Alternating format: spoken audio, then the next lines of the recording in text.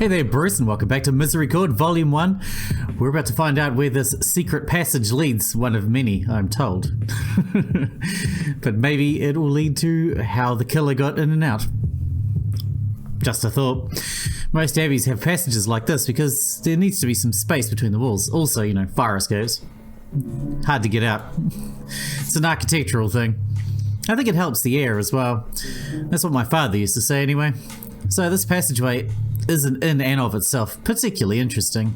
However, we kept walking until we finally came to a corner. Here we are. She took a few steps around the bend and beckoned me to join her.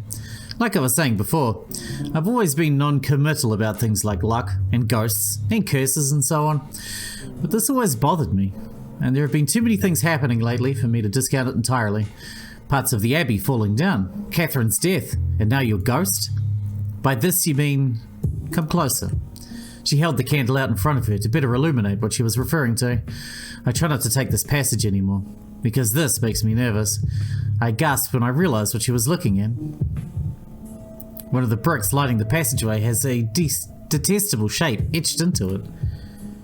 I did not know what it was, but it filled me with enough dread just to look at it that I knew it was wrong. Evil. My stomach churned as I remembered the Superior's words to me about the provenance of the Abbey. Was the construction of this place really so mysterious? How could something like this have been allowed to make it to the very walls of the building? The work of some possessed builder, no doubt. A house of God built with no oversight and ill intent. I speak of it eloquently now, of course. However, in the moment all I could do, all that I could muster, was something far less considered. Oh my God. Margaret grinned wickedly. Steady on. Oh, was it you told me about cursing? Shut up, smartass. This is not the time. I didn't speak a word for the whole walk back to the chapel. I was deeply disturbed. I didn't know what that horrible symbol meant, and I didn't want to. One look at it was enough to tell me that something dark was at work within the walls. Something I didn't want to meddle with under any circumstances. We arrived at the chapel doors, and Margaret turned to me. Cheer up. It's a bit grim, but I've lived with it for ages. I try not to muck about with the unknown, and it doesn't muck about with me. Much, anyway. All that being said, I think I might take credit for the prank, if I were you.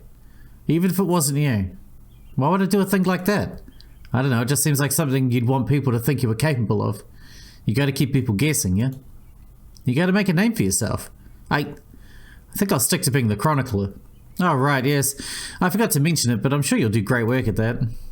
You ask good questions. It might annoy Eustace, but I think that's critical for the job. I'm afraid most of my words since leaving the cell have been questions. And I'm afraid I won't have quite the same verve that Catherine seems to have had. There's no need to worry about it. Don't write like Catherine, write like Hedwig. I bowed my head, attempting to hide my flushed cheeks. My starved pride had allowed the sliver of a compliment to rush to my head. I didn't feel too chuffed for long, though, because... Uh-oh. The chapel bell had just begun to ring above us, scaring me out of my wits. I must have jumped several feet in the air out of shock. Margaret was grinning ear to ear when I came back down to earth. I clutched my chest instinctively, doubled over and tried to regain my composure. Sorry, the Superior told me to run and ring the bell for luncheon. I didn't see you two there. I could hear her voice calling out to us from above, like some apologetic angel. Margaret called up in response, apparently unfazed. That's all right. How on earth did we miss you? I came in through the back door. The Superior never locks it. Yeah. I really am sorry, Hedwig. I didn't mean to give you such a scare. She doesn't even lock it after a murder has taken place. That's quite all right, Moira. Not really, though. Luncheon passed without much incident. Now that I was no longer expected to sit through extended introductions of myself and others, I could enjoy my food in relative peace. Darcy's cooking was excellent and much appreciated. Although I was beginning to realise that the emotional reservoir that eating refilled was shrinking with each passing meal. Part of this perhaps was the worried anticipation that someone might casually mention seeing the Superior and I walking back from the hospitalum earlier. The amount of secrets I was responsible for already felt unsustainable, but the idea of those secrets coming to light was even worse. I participated in the conversation around the table, superficially, just enough to avoid being asked if something was wrong. I was unsure if I'd be able to lie and say no. The Bible, of course, had plenty to say about lying, Bearing false witness breaks a commandment, although in my time locked in a cell, I'd read many musings from scholars smarter than I about whether or not that meant all untruths, or if the commandment was speaking strictly about matters of court. I've told you my views on loose interpretation, but the Bible is inerrant. There's no getting around the fact that the midwives lying to the Pharaoh's men saved many lives, for example. Still, it was difficult to feel like I was acting as selflessly as they did. I felt closer to Augustine than Cassian. I don't know the names. Either of them. After luncheon, we all filed out of the rectory to return to our duties.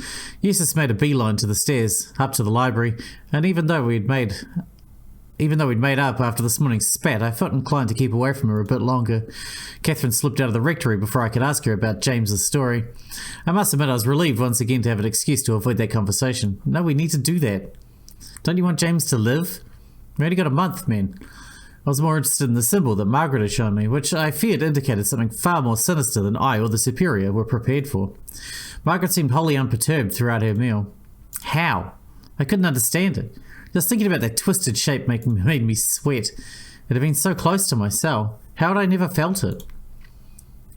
Had it woven some dark spell on me and I just hadn't noticed? Was it responsible for who I was? The mistakes I continued to make? The confessions I made without verbal complaint to fit in with these women? The lack of a fight that I put up to the Superior as she broke the seal of my cell? Was that thing responsible? These thoughts ran rings in my head until I was too tired. Until I too felt as if I'd been sprinting in circles for too long. I did my best to shut them out and decided instead to wander down to the cellars, somewhat hopeful that it would keep me out of sight for the afternoon. After all, the cool air of the cellars would perhaps clear my head a bit. Ah, Hedwig, would you be so kind as to settle an argument between myself and Marta? I had chosen poorly. Argument? Try this. Is it supposed to smell like that? Not you too. It does smell absolutely rank, Adela. Adela was holding a stinking ladle over an open cask, waving it between our faces with a great deal of indignation. As I told you yesterday, Sister Marta, it smells like this temporarily. It gives the wine its flavour, and you can already taste it in this barrel. Go on. Must I? Better you than I. I'm afraid I might keel over if I inhale much more of that miasma. With trepidation, I took the ladle from Adela's hand and held it up to my lips. The half-finished wine smelled truly foul, enough to make me cough. However, Adela was glaring at me with such determination that I was ever so slightly more afraid of her than the liquid. Closing my eyes, I braved a taste.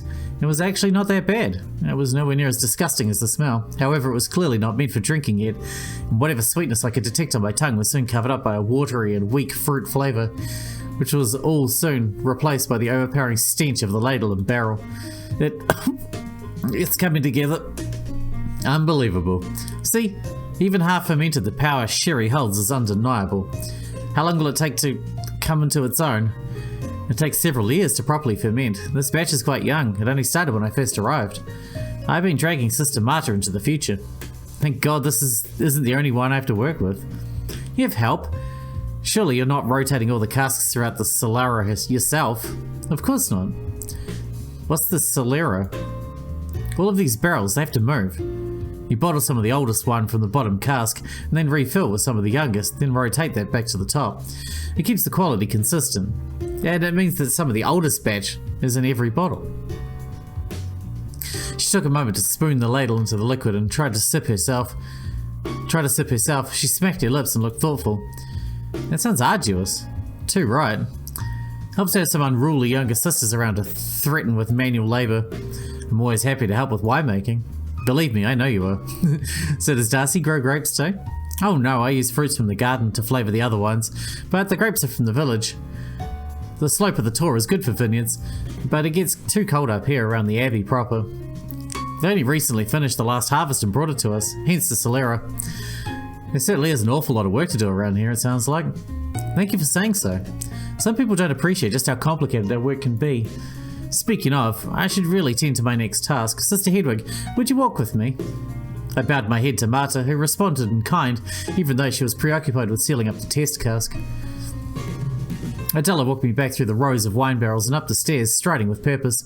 I struggled to keep up as she crested the staircase into the halls around the cloister. Sister Hedwig, How are you finding Grasmere Tor Abbey? Well, I'm not used to it yet, obviously. Yes, it is obvious. I hope you don't mind me saying. Not at all. I'm also new here, and I can tell that you're suffering the same way I suffered. Oh, was I? Was I suffering in the same way as Adela? I nearly blurted that out, but managed to restrain myself. You were anxious, you're confused, and you're eager to please everyone you meet. I was the same way for a while, but you must be afraid to stand your ground when you feel you must. I don't know what you mean. You're doing it right now, Sister Hedwig. You know exactly what I mean, because I'm describing you as you are acting for me as we speak. What is this about, Adela? Have I offended you? Only my sense of justice. I want what is best for you, Sister Hedwig. I want to see you thrive. Do not retreat into your shell like Sister Flora does.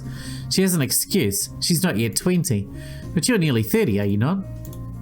Tell me, Sister Hedwig, was the sherry really so bad? It was quite disgusting. Of course it was. Sister Marta is going to ruin all of it before it's due. And surely it couldn't be anything but foul midway through the aging process. I'm no expert, but I thought wine took time. It would taste strange no matter what, but the taste I had after you, it was all wrong. I've worked on many wines and I've learned how to taste how wine is going to taste. And that sherry, it is not coming together as you described. It was more of a guess. It was a lie, a polite one, but untrue all the same. I'm sorry, but shouldn't you be telling Marta, not me? Oh, I'll be marching back to Marta in just a moment, believe me, Sister Hedwig. But I want to help you as well. Never be afraid to speak your mind. The others will respect that much more than an endless acquiescence. I find that hard to believe. See, you're already catching on. No, I'm not practicing, I just don't understand. I don't want to fight everyone. Who said anything about fighting? I'm not saying you should be contrary. I'm saying you should not pretend to be someone you're not. Be Hedwig. You're not the first person to tell me this today, believe it or not. All the more reason to take me seriously. Please. I've been in your position before. I felt lost and overlooked. But I became much happier when I stopped trying to please everyone. I had no way to explain to Adela that beyond being thrust into an entirely new world of social interaction, I was also trying my best to integrate myself to everyone for a reason. Butting heads with Sister Angela was more than enough conflict for me. And given that I was here to unmask a murderer, it felt that drawing too much attention to myself was unwise.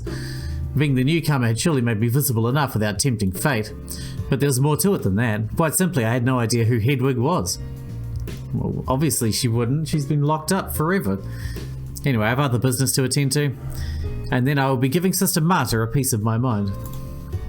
And then by supper we'll be friends again. This is how things work. You must be strong. I'll try. See that you do. I'm on your side, Sister Hedwig. Adela gave me a surprisingly firm pat on the shoulder and left. I stood in the corner we'd been conversing in for a short while. I found that Adela's penchant for romantic language somewhat charming up until now, but I didn't appreciate these treacly platitudes. I was bouncing between embarrassment and fury. I needed a moment to myself. It was not yet even close to supper time. The days here, it seemed, would be excruciatingly long until I settled into a routine. As I calmed down, I thought about where I should go next. I'd already bothered Eustace enough for one day. I didn't want Darcy to get sick of me. And I had just left for the cellars. Moreover, I hadn't a clue where anyone would be at this time of day. Margaret, Catherine, Moira, anyone really. I yearned for the comfort of my cell. At least there, my tasks had been clear as crystal. Around this time, I'd usually be settling in to copy down some Bible pages after reflecting on some scripture. It was almost automatic. Perhaps I'd while away the evening illuminating a page in gold leaf. For a start, I remember the last page I transcribed before leaving the cell. The book I'd thrown out the window. Surely it had been weathered by the elements by now, but I felt a strong urge to go and reclaim the half-finished tome. If nothing else, it would be a comforting reminder of the last time I had a clear sense of purpose. Didn't we Ralph on that? It's going to be covered in vom. It wasn't a terribly long walk to the side of the building my old cell window had faced. There were no paths on that side of the building, however. The terrain was uneven and the grass quite tall. It was strange seeing the buildings from this side. In the courtyards and cloister, everything looked flat and mathematical, but here the earth rose and fell like waves around the stone. There was an immense forest not far from the abbey on this end, and my heart leapt into my throat as I remembered the mysterious figure I'd seen standing not far from where I was searching now. I recognised my window high up on the wall. There actually weren't many openings on this side of the building. Most of the glass windows faced inwards toward the cloister. The book was not here. A chill ran up my back. I'd seen it in the morning after my tantrum, clear as day. Was I truly going mad? Had I hallucinated a book before the ghost and the goat? I scanned the tall grass around me. Maybe it had slid down the hill or bounced in a fashion I had not noticed. Perhaps I was simply looking in the wrong spot. Try as I might, I could not find it. Unless it had been swallowed by the earth, the book had been moved. Who in their right mind would want a half-finished Bible soaked in rain and tainted with my own bile, no less? Then my foot slipped. I rolled down the hill with a yelp. I tumbled several times, legs overhead, end over end. Hey, don't laugh, it was quite terrifying. What if I'd broken a bone or fallen into some inescapable hole?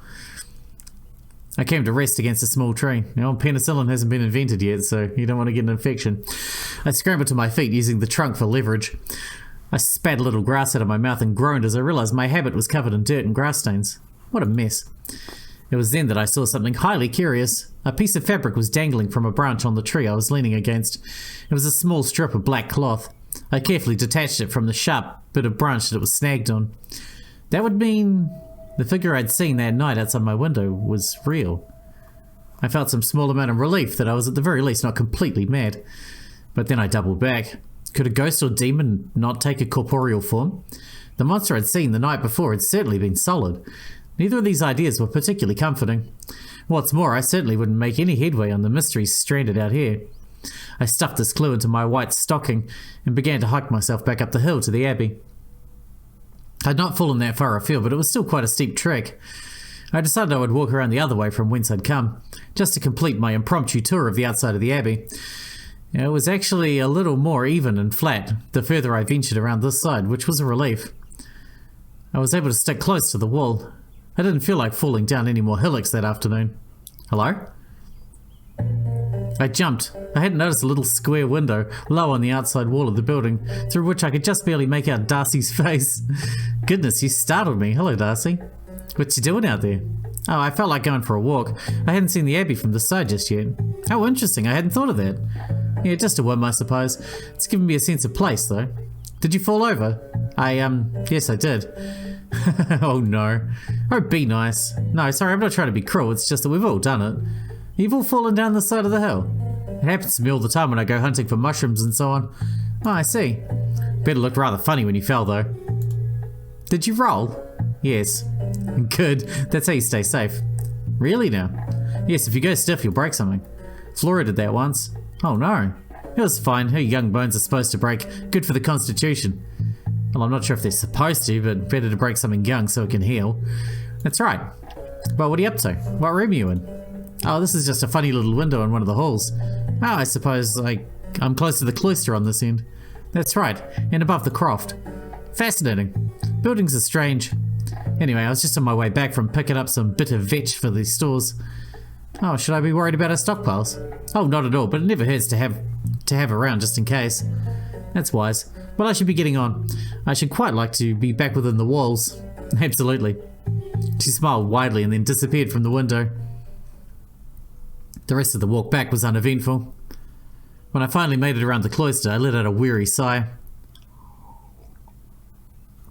My clothes had only just been washed, and I'd already made a mess of them, and the tumble down the hill had left me feeling a little queasy and out of sorts. Hedwig? Oh. Catherine, hello. You look like you fell asleep in a field. Are you alright? Oh yes, I just took a little fall. Well, at least it was down something grassy and not the stairs. Don't be cruel. I stomped my foot and puffed up at Catherine, who looked bewildered. Excuse me?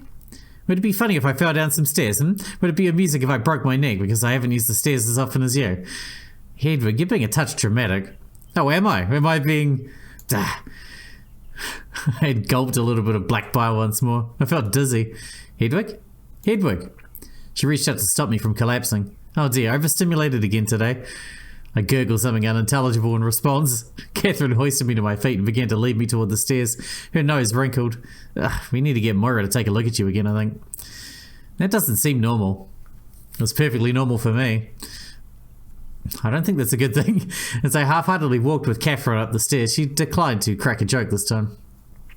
I reasoned that my propensity for spilling black bile all over the place was my just punishment for breaking a lifelong promise to God. It didn't matter how noble the cause the Superior had thrust upon me was.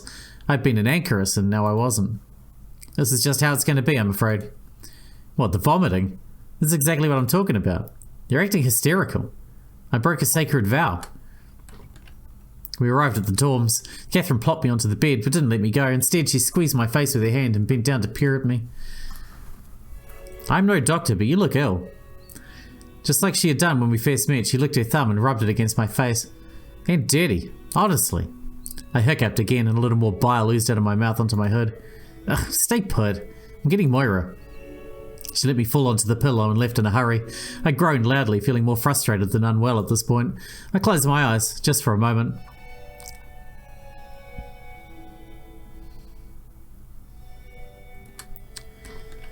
Hedwig? Moira and Catherine are looming over me, looking concerned. Moira? Oh dear, still feeling a bit off, are we? She was acting very out of sorts and then coughed all that up again. Hedwig, is this more or less bile than you expelled yesterday? Less, I think. That would make sense to me. She's fine, Catherine. She's only adjusting. It's not, you know.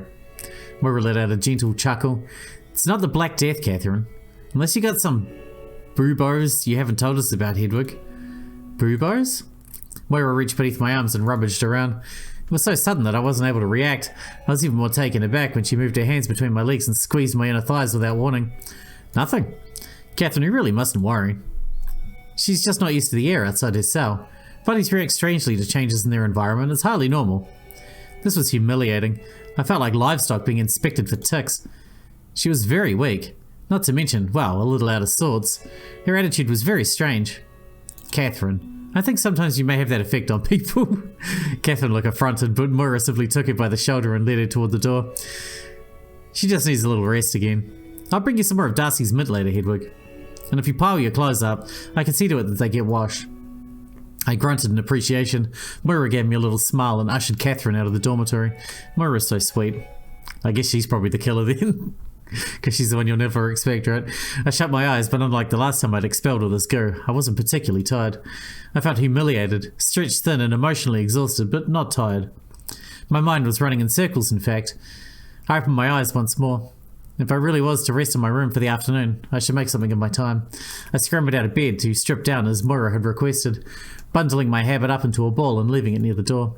The shred of cloth I'd recovered from outside was still in my stocking. I hid it under my pillow for safekeeping. I got down on all fours to reach under the bed. Perhaps now was the perfect time to read that play Catherine had left for me. Have you ever read Medea? I did not make it through the whole play in that one sitting, I will admit. I found the whole thing intriguing, although extremely confusing. I felt that I simply didn't have room in my head for some of the knowledge required to enjoy it fully. These pagan gods and foreign ideals, they confused me. I assumed that there was a point to all of it that Catherine might have been able to teach me, but without her guidance I felt lost. To be frank, the section I read was perfectly ghastly to my understanding. A jilted wife plots to kill her husband's new lover and the new lover's father along with her. I suppose I didn't have Bible scripture to turn to in those days, so it was an interesting window into a world before the word. However, when the heroine's thoughts wandered to murdering her own children in kind to prove the cause as much pain as she possibly could, I closed the book. It was too horrible to think about. I'm not sure what I'd expected, but in my memory, Catherine had been so excited to share this with me, suggesting I would appreciate its contents. What on earth could she have thought of me? To assume that I would have enjoyed this of all tales. I wasn't angry, I suppose. It's just a story after all. I just had no clue what to make of it. Really, it hurt most that Catherine wasn't around to explain what she had been thinking when she planned to give me this. I'm sure she would have had a good answer. I did eventually doze off after reading a bit of the play. It wasn't for long, however. Moira soon arrived to take my laundry away and provided me with some more mint. Since I didn't really feel like walking around the Abbey in my nightgown in the middle of the day, I was stuck in my dormitory. This would usually suit me just fine, although with nothing but a play I had my fill of to read, I soon became restless. Luckily, I eventually had a knock on the door. Are you awake, dearie? Yes, please come in. Moira told me you were feeling a little under the weather, so I brought you some sage water. Oh, how lovely, thank you. Charity set a pitcher and mug down on my small reading desk and sat down in the little chair. She poured a generous amount of the drink into the mug and handed it to me, which I accepted gratefully. This is very soothing. I've always sworn by it myself. Drink it once a night.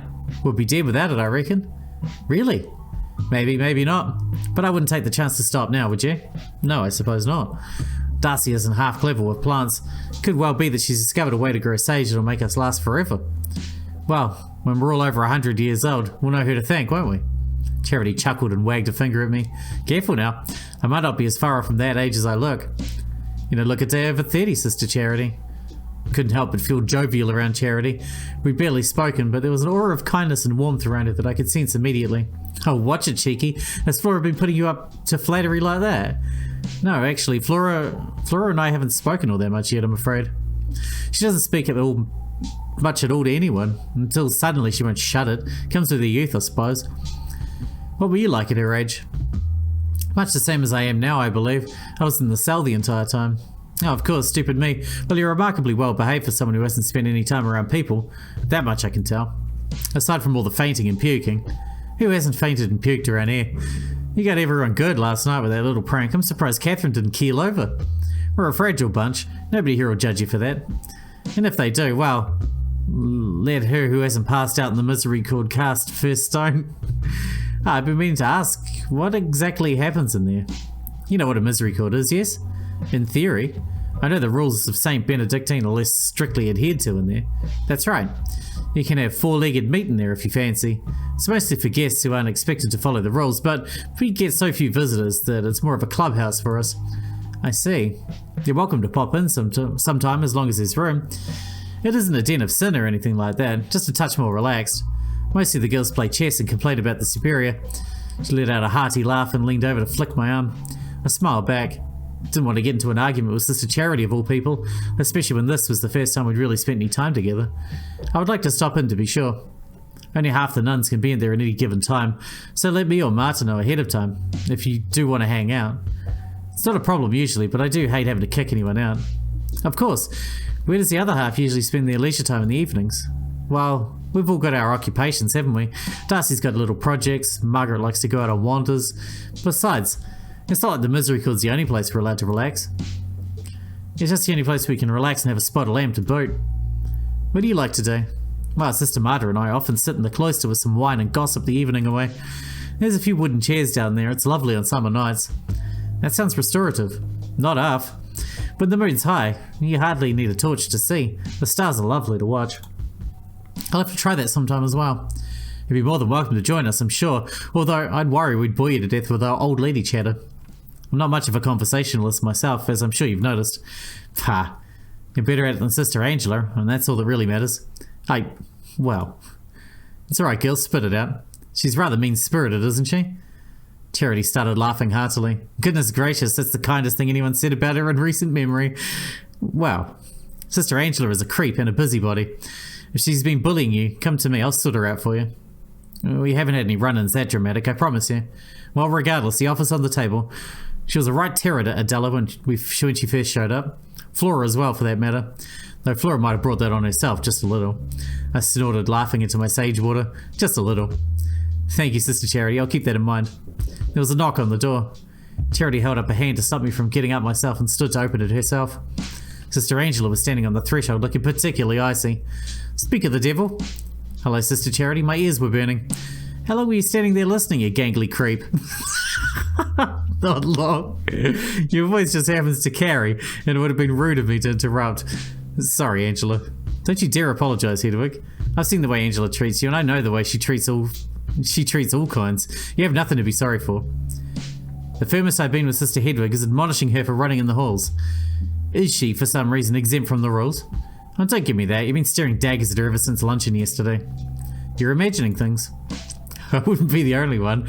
Have you found Catherine's cat yet? Well, I'm off. It was pleasant chatting with you, Hedwig. I'm off to see Darcy. I have some questions about Nectar for her.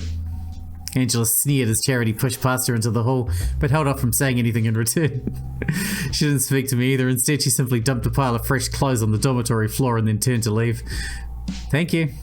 She didn't respond. That was fucking hilarious. I carried the embarrassment of the encounter around with me for the rest of the afternoon.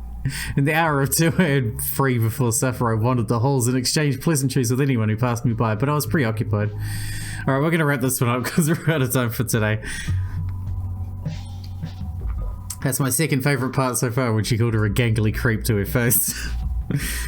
Second to how many ducks can you fight, you know. Anyway, thanks so much for pricing. I'll see you in the next one.